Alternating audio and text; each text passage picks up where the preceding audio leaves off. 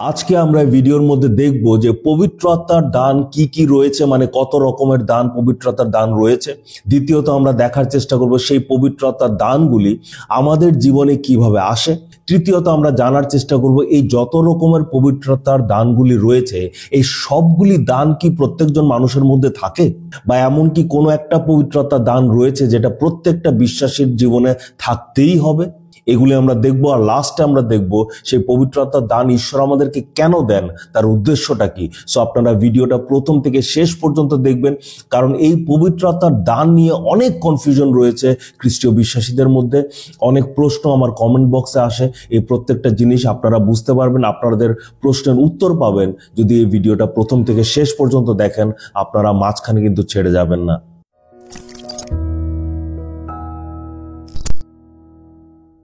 So welcome back আমাদের এই চ্যানেলে আপনাদেরকে আবারও স্বাগত জানাচ্ছি। যদি এখনো আমাদের চ্যানেলটাকে সাবস্ক্রাইব করেননি, সাবস্ক্রাইব করে নেবেন আর বেল আইকনটা প্রেস করতে ভুলবেন না, কারণ যদি বেল আইকন প্রেস না করেন আপনারা নোটিফিকেশনই পাবেন না আমরা কত সুন্দর সুন্দর ভিডিওস আপলোড করছি। সো দেরি করব না, টপিকে চলে যাচ্ছি। টপিকটা হচ্ছে পবিত্র আত্মার দান। তো আমরা প্রথমে দেখব এই যে পবিত্র আত্মার দানটা এটা কয় রকম আছে, কত রকমের পবিত্র আত্মার দান আছে, সেই জিনিসটা এখন আমরা দেখব। তো প্রথমে আমরা দেখব প্রথম করিন্থীয় 12 অধ্যায় 8 থেকে 10 পদ। একজনকে আত্মার মাধ্যমে দেওয়া হয়েছে জ্ঞানের বাণী, অপর একজনকে সেই একই আত্মার দ্বারা প্রজ্ঞার বাণী, অপর একজনকে সেই আত্মার দ্বারা বিশ্বাস, অপর একজনকে সেই একই আত্মার দ্বারা সুস্থ করার বরদান, অপর একজনকে অলৌকিক কাজ করার পরাক্রম, অপর একজনকে ভাববাণী, আর একজনকে আত্মার মধ্যে পার্থক্য নির্ণয়ের ক্ষমতা, অপর একজনকে ভিন্ন ভিন্ন ভাষায় কথা বলার ক্ষমতা, এবং আরো অপরজনকে বিশেষ বিশেষ ভাষার তর্জমা করার ক্ষমতা দেওয়া হয়েছে। সো এখানে আমরা দেখতে পারলাম যে আপনারা নিজেরাই, আমি প্রত্যেকটা পয়েন্ট ব্যাখ্যা করব না, আপনারা নিজেরাই দেখতে পাচ্ছেন এখানে কত রকমের পবিত্র আত্মার দানের কথা বলেছে। আমরা আরো যাচ্ছি, রোমীয় 12 অধ্যায়ের 6 থেকে 8 পদ। আমাদের প্রতি যে অনুগ্রহ দেওয়া হয়েছে সে অনুযায়ী আমাদের বিভিন্ন বরদান আছে। যদি কোনো মানুষের বরদান হয় ভাববাণী বলা, তাহলে সে তার বিশ্বাসের মাত্রা অনুযায়ী সে ব্যবহার করুক। যদি তা হয় সেবা কাজ করার, তাহলে সে সেবা কাজ করুক। যদি তা হয় শিক্ষাদানের, তাহলে সে শিক্ষাদান করুক। যদি তা হয় উৎসাহ দানের, তবে সে উৎসাহ দান করুক। যদি তা হয় অন্যের প্রয়োজনে দান করার, সে উদারভাবে দান করুক। যদি তা হয় নেতৃত্ব দানের, সে নিষ্ঠার সঙ্গে শাসন করুক। তা যদি হয় করুণা প্রদর্শনের, সে আনন্দের সঙ্গে তা করুক। এইখানে আমরা দেখতে পাচ্ছি অনেকগুলি বরদানের কথা বলা হয়েছে, অনেকগুলি দানের কথা বলা হয়েছে, আপনারা নিশ্চয় দেখতে পাচ্ছেন। তারপর আমরা নেক্সট যাচ্ছি ইফিসীয় 4 অধ্যায়ের 11 পদে। তিনি কয়েকজনকে প্রেরিত শিষ্য, কয়েকজনকে ভাববাদী, কয়েকজনকে সুসমাচার প্রচারক, কয়েকজনকে পালক ও শিক্ষক রূপে দান করেছেন। এইখানে আমরা যে জিনিসটা দেখতে পাচ্ছি সেটা হচ্ছে ঈশ্বর মানুষকে নানা রকম বরদান দিয়েছে আর তাদেরকে সেই বরদান অনুসারে দায়িত্বও দেওয়া হয়েছে। তার মানে এখানে আমরা দেখতে পারলাম এই 3টে পদের মধ্যে যেগুলি আমরা দেখলাম, সেখানে দেখলাম যে নানা রকম পবিত্র আত্মার দান রয়েছে। ঠিক আছে, আমরা মেইনলি কয়েকটা পবিত্রতার দান নিয়ে খুব লাফালাফি করি। সবচেয়ে বেশি লাফালাফি হয় পবিত্র পরভাষার দান নিয়ে, নানা ভাষায় কথা বলার দান নিয়ে। এখন পরভাষা বা অন্য ভাষা বা নানা ভাষায় কথা বলাটা আসলে কি, সেটা কি মানে নর্মাল যে আমরা যে বাংলা, হিন্দি, অসমিয়া, তামিল, চাইনিজ, জাপানিজ ভাষা, এইগুলি ভাষা, না এটা অন্য কোনো ভাষা যেটা আমরা ফট করে বুঝতে পারি না? এটার ব্যাপার নিয়ে আজকে আমরা ডিসকাস করছি না। এটা নিয়ে আমরা হয়তো ভবিষ্যতে পরে কোনো একটা ভিডিও আমি বানাবো। কিন্তু যেটা হচ্ছে বেশিরভাগ মানুষ এই লাফালাফি করে এই পরভাষার দানের জন্য, সেকেন্ড মানুষ লাফালাফি করে অলৌকিক কাজের দানের জন্য, থার্ড মানুষ লাফালাফি করার জন্য লাফালাফি করে যাতে সুস্থতার দানের জন্য, যে আমি মানুষকে স্পর্শ করব, প্রার্থনা করব, মানুষ সুস্থ হয়ে যাবে। অনেকে লাফালাফি করে সে ভাববাণী বলার দানের জন্য। কিন্তু আমরা এখানে দেখতে পাচ্ছি এই 4টা দান কোথাও বাইবেল বলছে না এই 4টা দানই হচ্ছে টপমোস্ট দান বা এই 4টা দানই হচ্ছে একমাত্র দান, না, এখানে অনেকগুলি দানের কথা দেওয়া হয়েছে। সো আমরা লাফালাফি করা উচিত না, এক্সাইটেড হওয়া উচিত না, কয়েকটা পার্টিকুলার দানের পেছনে দৌড়াদৌড়ি করাটা উচিত না, কারণ ঈশ্বর নানা রকম দান, ভিন্ন ভিন্ন বিভিন্ন রকমের দান আমাদের জন্য রেখেছেন। এখন আমরা দেখব যে এই যে দানগুলি, পবিত্রতা দানগুলি রয়েছে, প্রত্যেকজন বিশ্বাসীর ভেতরে কি এই প্রত্যেকটা দান থাকবে? এতগুলি যে দান আমরা দেখলাম, প্রায় 20টা মতো দান আমরা দেখেছি। এই প্রত্যেকটা 20টা দান, এর বেশি হতে পারে কম হতে পারে, আমি আন্দাজে একটা বলেছি 20টা দান। এই প্রত্যেকটা 20টা দান কি প্রত্যেকজন বিশ্বাসীর ভেতরে থাকবে, বা এমন কোন একটা বিশেষ দান রয়েছে যে ঈশ্বর বলছে না এই দানটা সবার মধ্যে থাকতে হবে, এমন কি আছে? চলুন যেই পদগুলি আমরা একটু আগে পড়েছি সেগুলি আবার পড়ি। আমরা দেখব 1 করিন্থীয় 12 অধ্যায় 8 থেকে 10। একজনকে আত্মার মাধ্যমে দেওয়া হয়েছে জ্ঞানের বাণী, অপর একজনকে আত্মার দ্বারা প্রজ্ঞার বাণী, অপর একজনকে আত্মার দ্বারা বিশ্বাস, অপর একজনকে সে একই আত্মার দ্বারা সুস্থ করার বরদান, অপর একজনকে অলৌকিক কাজ করার পরাক্রম, অপর একজনকে ভাববাণী, আর একজনকে আত্মার মধ্যে পার্থক্য নির্ণয়ের ক্ষমতা, অপর একজনকে ভিন্ন ভিন্ন ভাষায় কথা বলার ক্ষমতা, এবং আরো অপরজনকে বিশেষ বিশেষ ভাষার তর্জমা করার ক্ষমতা দেওয়া হয়েছে। সো এইখানে আমরা দেখতে পারি যে বারবার বলছে একজনকে এই বরদান দেওয়া হয়েছে, অপর একজনকে আরেকটা বরদান দেওয়া হয়েছে, অপর একজনকে আরেকটা বরদান দেওয়া হয়েছে। তার মানে যেই জিনিসটা বুঝতে পারি, প্রত্যেকটা বরদান প্রত্যেকজন বিশ্বাসীর জীবনে থাকবে না। কিছু কিছু বরদান কিছু কিছু বিশ্বাসের মধ্যে থাকবে। কেউ কেউ পরভাষায় কথা বলতে পারবে, কেউ কেউ অলৌকিক কাজ করতে পারবে, কেউ কেউ ভাববাণী বলতে পারবে, কেউ কেউ, তার মানে কি সবার মধ্যে একরকম দান থাকবে না। যদিও আমি অনেক এমন মন্ডলী আছে স্পেশালি যারা আবা সাবা ডাবালাবা করে, যারা সাবা রাবা রাবা বলে মাটিতে গড়াগড়ি খায়, এই যে ক্যারিসমেটিক মন্ডলী যেগুলি বলা হয়, তাদের মধ্যে একটা প্রচলিত কথা আছে। তারা মন্ডলীতে বলে যে তুমি যদি সত্যিকারে পবিত্রতা পেয়ে থাকো, তুমি যদি সত্যিকারে পরিত্রাণ পেয়ে থাকো, তাহলে তুমি পরভাষায় কথা বলবে। তার মানে তারা বলার চেষ্টা করছে যে পরভাষার যে দানটা আছে সেটা সবার মধ্যে থাকতে হবে। কিন্তু বাইবেলে এখানে স্পষ্ট করে আমরা যে জিনিসটা দেখলাম, এখানে লেখা আছে 10 পদে, অপর একজনকে ভিন্ন ভিন্ন ভাষায় কথা বলার ক্ষমতা।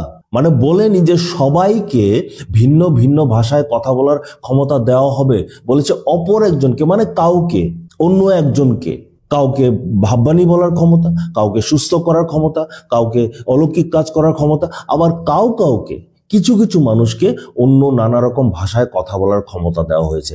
তার মানে যদি আপনার মণ্ডলীতে আপনার প্রচারক বলছে যে তুমি যদি সত্যিকারে পবিত্র আত্মা পেয়ে থাকো, তোমার মধ্যে এই পরভাষার দান থাকতেই হবে, অন্য ভাষায় কথা বলার দান থাকতেই হবে, তার মানে আপনি এই পদটা 1 করিন্থীয় 12 অধ্যায় 8 থেকে যে 10 পদ আমরা পড়েছি, স্পেশালি 10 পদটা, সেটা আপনি পড়ে দেখান তাকে। আর বলুন, এখানে বলেছে অপর একজনকে অন্য ভাষা, বলেনি সবাইকে পরভাষার দান দেওয়া হয়েছে। তো তারপর আমরা নেক্সট যেটা যাব, যেটা একটু আগে আমরা দেখেছি, সেটা হচ্ছে ইফিসীয় 4 অধ্যায় 11 পদ। সেখানে লিখেছে তিনি কয়েকজনকে প্রেরিত শিষ্য, কয়েকজনকে ভাববাদী, কয়েকজনকে সুসমাচার প্রচারক, কয়েকজনকে পালক ও শিক্ষক রূপে দান করেছেন। মানে এখানে স্পষ্ট বলছে সবাইকে শিক্ষক বানাননি, সবাইকে প্রচারক বানাননি, সবাইকে ভাববাদী বানাননি, কয়েকজনকে বানিয়েছে। তার মানে আবার এখানে স্পষ্ট বোঝা যাচ্ছে এই যে দানগুলি রয়েছে এটা সবার জন্য নয়। ম্যাক্সিমাম বিশ্বাসীরা চায় যে সবাই মিলে প্রচার করবে, আমিও প্রচার করতে চাই, আমিও প্রচার করতে চাই, আমিও প্রচার করতে চাই। আর এই যে সবার মধ্যে যে ইচ্ছা থাকে আমিও প্রচার করব, কেন? প্রচার করলে তো আমাদের ইগো স্যাটিসফ্যাকশন হয় না। আমি সবার সামনে দাঁড়াবো, আমি আমার জ্ঞানের কথা বলবো, আমি যে যে জিনিস জানি আমি সবাইকে শোনাতে চাই। তো সবার মধ্যে এই জিনিসটা কাজ করে।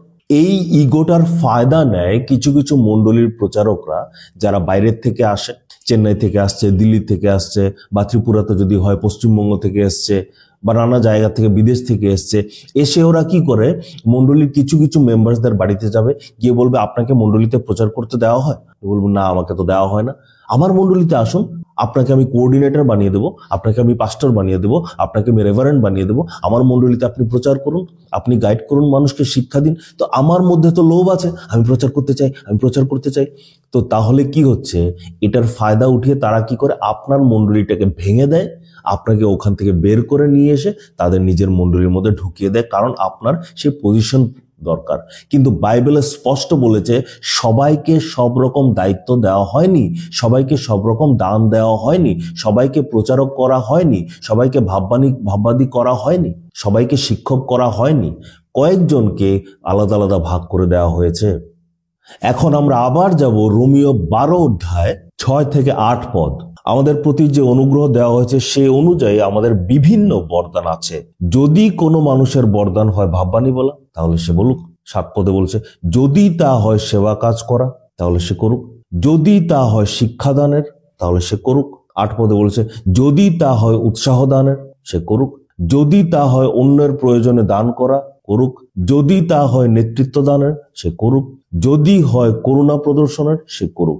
তার মানে এখানে বলছে যে যদি কারোর দান এটা হয় সে এটা করুক, যদি কারোর দান ওটা হয় সে ওটা করুক। তার মানে বলেনি তোমাদের প্রত্যেকজনের জীবনে প্রত্যেকটা দান থাকবে, বলছে না যে এই দানটা, যে এই যে বরদানটা আছে এটা সবার মধ্যে থাকতে হবে না, বলছে তোমার আলাদা দান, তার আলাদা দান, ওর আলাদা দান, তার আলাদা দান, প্রত্যেকজনের আলাদা আলাদা দান রয়েছে, আর এই দান অনুসারে তুমি কাজ করো। তো তার মানে এই 3টে পার্ট যেটা আমরা একটু পড়লাম এখন, এখানে স্পষ্ট বোঝা যাচ্ছে যে এমন কোনো একটা দান নেই যেটা সবার মধ্যে থাকতে হবে, বা এমন কোনো ঘটনা নেই যেখানে দেখা যাচ্ছে একজন মানুষের মধ্যে প্রত্যেকটা দানই রয়েছে।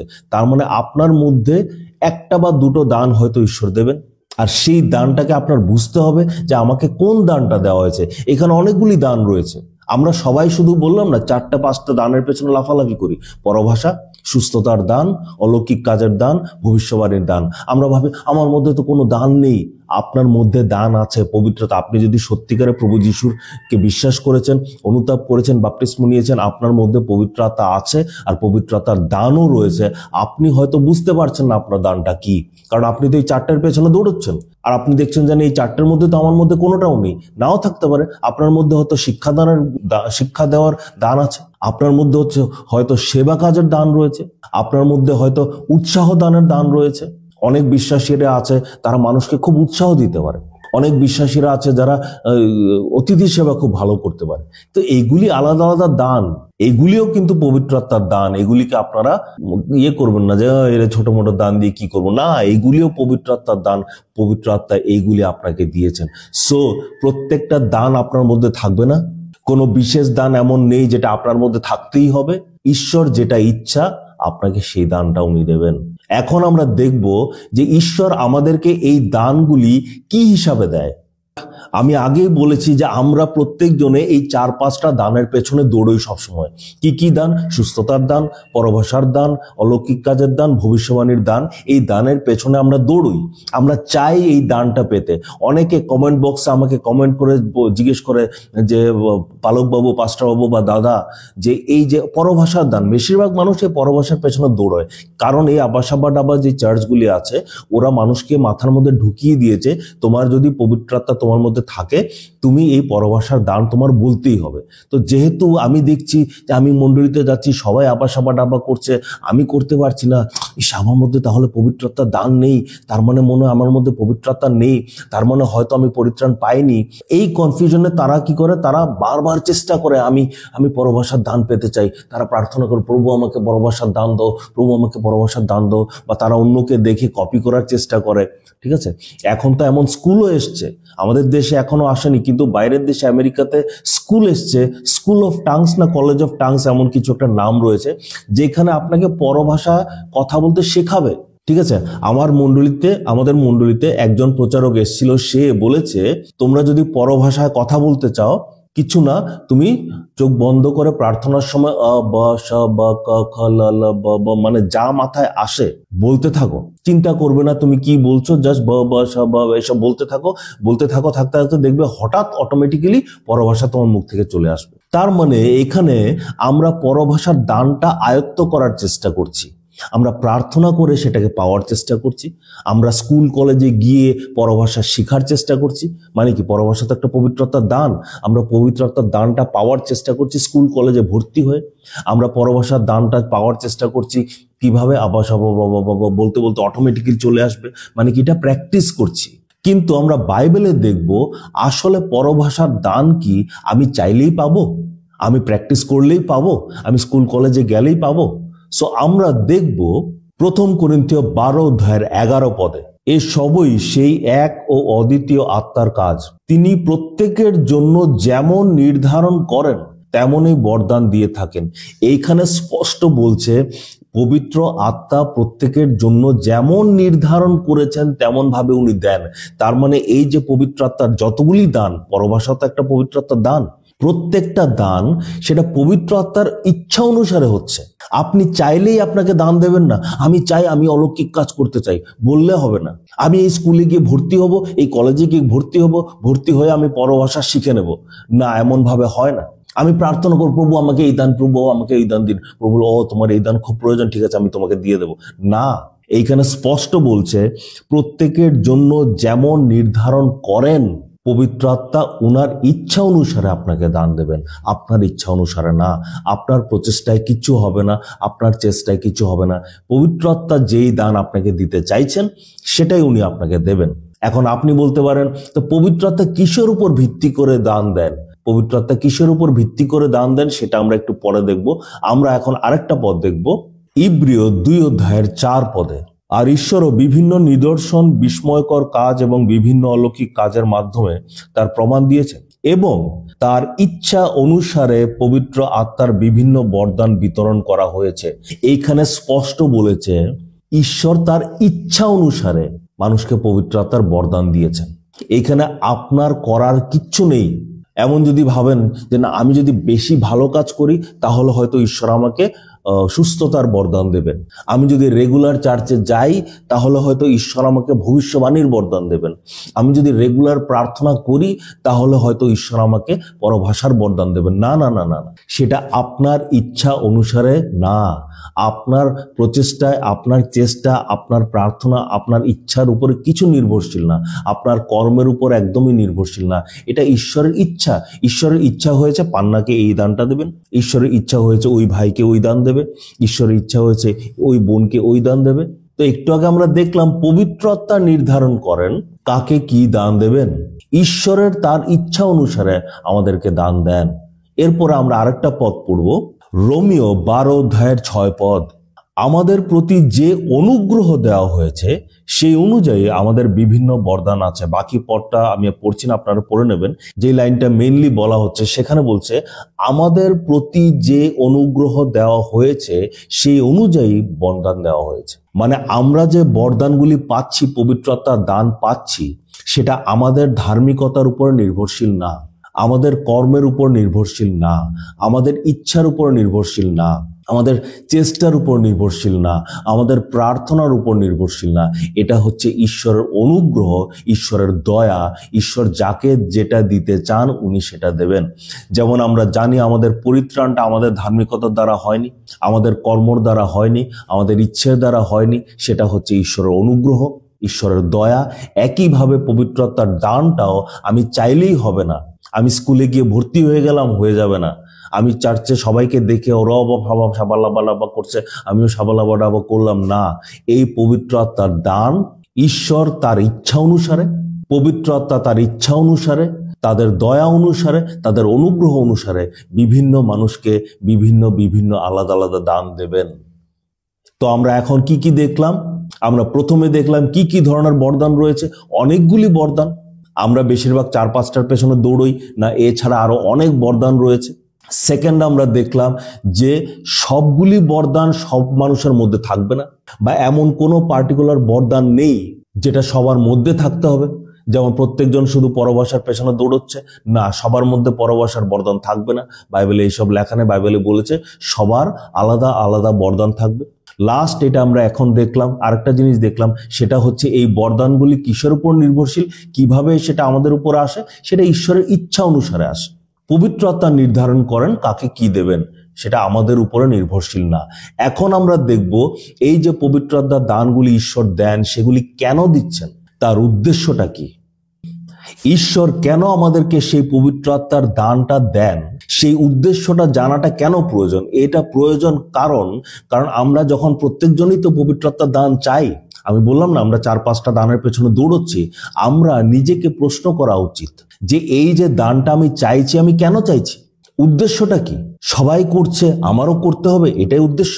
বা এটা করলে, এই অলৌকিক কাজ করলে, সুস্থ করে দিলে মানুষ আমাকে বলবে বা তুমি খুব ভালো, তোমার খুব শক্তি আছে, নিজের ইগো স্যাটিসফ্যাকশন করার জন্য, নিজেকে বড় দেখানোর জন্য, বা নিজের মনে আনন্দ যে আমার মধ্যে এই দানটা আছে, আমি প্রচার করতে পারছি, আমি ভবিষ্যবাণী করতে পারছি, আমি সুস্থ করতে পারছি, আমি পরভাষায় কথা বলতে পারছি, বাহ বাহ বাহ কি ভালো লাগছে, আমি নিজেকে ভালো লাগানোর জন্য উদ্দেশ্যটা কি আমরা দেখব ইফিসীয় 4 অধ্যায়ের 11 থেকে 12 পদ। তিনি কয়েকজনকে প্রেরিত শিষ্য, কয়েকজনকে ভাববাদী, কয়েকজনকে সুসমাচার প্রচারক, কয়েকজনকে পালক ও শিক্ষক রূপে দান করেছেন। এখন প্রশ্ন হচ্ছে কেন করেছেন? পবিত্র গণকে পরিপক্ক করার জন্য করেছেন, যেন পরিচর্যার কাজ সাধিত হয়, খ্রিস্টের দেহ যেন গঠন করে তোলা হয়। সো এইখানে আমরা দেখলাম এই যে আলাদা আলাদা দানগুলি দেওয়া হয়েছে সেটা ঈশ্বর কেন দিয়েছেন? 3টে কারণে দিয়েছেন। প্রথম কারণটা কি? পবিত্র গণকে পরিপক্ক করার জন্য। মানে কি? যারা খ্রিস্টীয় বিশ্বাসী তারা যাতে ধার্মিকতায় পরিপক্ক হয়, তারা যাতে পবিত্রতায় পরিপক্ক হয়, তারা যাতে বাক্যের জ্ঞানে পরিপক্ক হয়, তার জন্য এই দানগুলি দেওয়া হয়েছে। দ্বিতীয়ত কি বলছে? পরিচর্যার কাজ সাধিত হয়, যাতে সেবা কাজ, প্রচার কাজ সেটা যাতে সুন্দরভাবে হতে পারে, তার জন্য এই দানগুলি দেওয়া হয়েছে। তৃতীয় পয়েন্ট হচ্ছে খ্রিস্টের দেহ যেন গঠন করে তোলা যায়। মানে কি? মণ্ডলীটাকে যাতে ডেভেলপ করা যায়, গঠন করা যায়। তার মানে এর উদ্দেশ্যটা যেটা বোঝা গেছে সেটা হচ্ছে এই যে পবিত্রতার দানগুলি আমাদেরকে দেওয়া হচ্ছে সেটা আমাদের লাভের জন্য হচ্ছে না, আমাকে খুশি করার জন্য না, আমার ইগো স্যাটিসফ্যাকশন করার জন্য না, সবাই করছে আমিও করব এটার জন্য না। এটা এই দানগুলি দেওয়া হচ্ছে যাতে বিশ্বাসীদেরকে গড়ে তোলানো যায়, যাতে মণ্ডলীটাকে গড়ে তোলানো যায়, যাতে সেবা কাজকে ঠিকভাবে করা যায়। তার মানে কি? তার মানে এই পুরো কাজটা ঈশ্বরের কাজের জন্য ব্যবহার করা হচ্ছে। এই পুরো দানগুলি ঈশ্বরের কাজের জন্য ব্যবহার করা হবে। আপনি নিজেকে আজকে প্রশ্ন করে দেখুন, আপনি যে দানের পেছনে দৌড়চ্ছেন, আপনি ভাবছেন এই দানটা পেলে আমার জীবনে খুব ভালো লাগবে, তো আসলে উদ্দেশ্যটা কি? আপনি কেন দৌড়চ্ছেন? প্রভুর সেবার জন্য? প্রথমে তো আমরা দেখলাম আপনি দৌড়লেই হবে না, ঈশ্বরের ইচ্ছা থাকতে হবে। সেকেন্ডলি, আপনি যেই বরদান চান সেটাই ঈশ্বর দেবেন কোনো গ্যারান্টি নেই। ঈশ্বর তার ইচ্ছা অনুসারে বরদান দেবেন, পবিত্র আত্মা তার ইচ্ছা অনুসারে বরদান দেবেন। সেকেন্ডলি, এমন কোনো বরদান নেই যেটা সবার মধ্যে থাকতে হবে, সবার আলাদা আলাদা বরদান পাবেন। আপনি কোন বরদান পাবেন সেটা আপনি জানেন না, সেটা ঈশ্বর নির্ধারিত করবেন। আর সেটা ঈশ্বর কেন দেবেন? যাতে মণ্ডলীকে গ্রো করানো যায়, যাতে ঈশ্বরের কাজকে এগোনো যায়, আপনার খুশি করার জন্য নয়। এখন আমরা দেখব 1 পিতর 4 অধ্যায়ের 10 পদ। প্রত্যেকেই অন্যদের সেবা করার উদ্দেশ্যে যে বরদান লাভ করেছে, ঈশ্বরের সে অনুগ্রহ তারা বিশ্বস্ত কর্মাধ্যক্ষের মতো ব্যবহার করুক। এখানে বলছে যে এই বরদানগুলি কেন দেওয়া হয়েছে? স্পষ্ট বলেছে অন্যদের সেবা করার উদ্দেশ্যে। আপনি যদি পরভাষা দান পেয়ে থাকেন, আপনি নিজেকে প্রশ্ন করুন, আপনি মণ্ডলীতে যদি আব্বা সাবা বাবলা সাল্লাল্লাহ সাবালা করেন, তাতে কার কি লাভ হচ্ছে? এখানে বলেছে অন্যদের সেবা করার উদ্দেশ্যে। আমি যদি অতিথি সেবা করি, আমি এটা দ্বারা একজনকে হেল্প করছি, সাহায্য করছি। আমার যদি দানের বরদান থাকে, আমি কাউকে দান করছি, একজন গরিব মানুষকে আমি সাহায্য করছি। আমার যদি প্রচার করার বরদান থাকে, আমি প্রচার করছি, এই প্রচারটা শুনে মানুষের জীবন চেঞ্জ হচ্ছে। কিন্তু আপনি দাঁড়িয়ে যদি বাবা সাবা করেন, কেউ আগামাথা কিছু বুঝতেই পারছে না, তাতে কার কি লাভ হচ্ছে আমাকে একটু বলুন। তো তার মানে এই যে পুরো পরভাষার যে সিস্টেমটা যেটা আজকাল আমরা দেখি, কিছু তো একটা ভেজাল রয়েছে। এই পরভাষা নিয়ে আমরা অন্য কোনো একটা ভিডিওতে ডিসকাস করব, কিন্তু এখানে যেটা বলেছে সেটা হচ্ছে যে পবিত্রতার দানগুলি দেওয়া হয়েছে যাতে আমরা অন্যদের সেবা করতে পারি। তো আপনার মধ্যে যে পবিত্রতার দানটা আছে, আপনি নিজেকে প্রশ্ন করুন, এটা দিয়ে কি আপনি মানুষকে সেবা করছেন?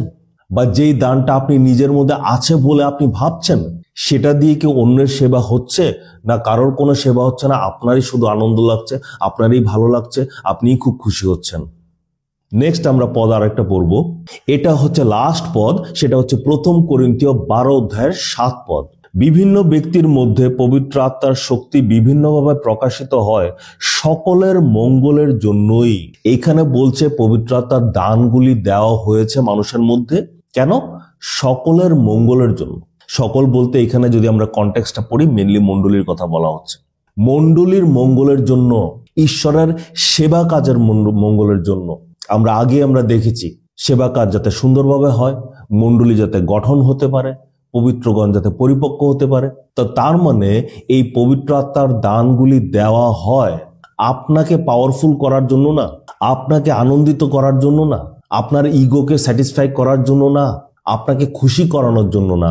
এটা দেওয়া হয় যাতে আপনি এইগুলির দ্বারা অন্যদেরকে সেবা করতে পারেন, অন্যদের যাতে মঙ্গল হয়, মণ্ডলী যাতে গঠন হয়, মণ্ডলী যাতে গ্রো করে। সো আজকে আমরা অনেক কিছু শিখলাম পবিত্রতা দানগুলির ব্যাপারে। আশা করি অনেক ধরনের কনফিউশন যেটা আপনাদের মনের মধ্যে ছিল সেগুলি দূর হয়েছে, আপনারা স্পষ্টভাবে জানতে পেরেছেন। আর আপনারা থাকুন, আপনারা কনফিডেন্ট থাকুন। যদি আপনি সত্যিকারে অনুতাপ করেছেন, যদি আপনি সত্যিকার অনুতাপ করে প্রভু যিশুর উপর বিশ্বাস স্থাপন করেছেন, ঠিক আছে, উনার ক্রুশীয় মৃত্যুর উপর বিশ্বাস স্থাপন করেছেন যে উনার ক্রুশের মৃত্যু দ্বারা আমার পাপ ক্ষমা হয়ে গেছে, যদি আপনি সত্যিকারে সেটার উপর বিশ্বাস করেছেন, আর যদি সত্যিকারে মন থেকে বাপ্তিস্ম নিয়েছেন, আপনি অলরেডি পবিত্রতা পেয়ে গেছেন। আলাদা করে পবিত্রতা পাওয়ার কোনো প্রয়োজন নেই। বাইবেলে স্পষ্ট লিখেছে, প্রেরিত 2:38 তোমরা মন ফিরাও আর বাপ্তিস্ম নাও, তাহলে তোমরা পবিত্রতা দান পাবে আর তোমাদের পাপ ক্ষমা হবে। তো তার মানে আপনি অলরেডি পরিত্রাণ পেয়েছেন, আপনি অলরেডি পবিত্রতা পেয়েছেন। আর যেহেতু আপনি পবিত্রতা পেয়েছেন, পবিত্রতার দানও আপনাকে দেওয়া হয়েছে। হয়তো আপনি বুঝতে পারছেন না। কেন বুঝতে পারছেন না? কারণ আপনি সেই 4টের পেছনে দৌড়চ্ছেন। পরভাষা, সুস্থতা, অলৌকিক কাজ, ভাববানি করা। আপনাকে পবিত্রতার দান দেওয়া হয়েছে। সেটা দেওয়া হয়েছে কেন দেওয়া হয়েছে? কারণ ঈশ্বর চেয়েছেন যাতে আপনি সেই দানটা দিয়ে অন্যদেরকে সাহায্য করতে পারেন। তাই নিরাশ হবেন না, ও আমি তো পরভাষা বলতে পারছি না। আপনাকে দেয়নি সেই দান। ও আমি তো অলৌকিক কাজ করতে পারি না। আপনাকে সেই দান দেয়নি ঈশ্বর, ঠিক আছে? তো ঈশ্বরের যদি ইচ্ছা হয় কাকে কি দেবেন, এটা ঈশ্বরের ইচ্ছা। তো আপনি নিরাশ হবেন না, আনন্দে থাকুন, খুশিতে থাকুন, কারণ আপনার মধ্যে পবিত্রতা আছে। আর আপনি 100% স্বর্গে যাবেন, কারণ আপনি পরিত্রাণ পেয়েছেন। আমেন।